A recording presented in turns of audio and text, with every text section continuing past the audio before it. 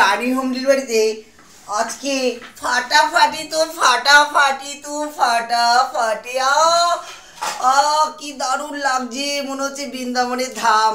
প্রথম থেকে দেখায় বন্ধু গোবিন্দভোগ চালে খিচুড়িটা, খাবে না বন্ধু, মনে হবে বৃন্দাবন ঘুরতে এসছি। তার সাথে ফুলকপির ডালমা, পাঁচমিশালি ঘন্ট, মাছের মাথাটাতে যা বানিয়েছি না, তার সাথে চাটনি, পাঁপড় ভাজা, বেগুনি, চিকেন কষাটা দেখুন বন্ধু, চিকেন কষা তো কষায়, তার সাথে মাছের কালিয়া, আলুর চোখা, ডিমের কালিয়া, এটা নিরামিষ ঘন্ট, ডাল।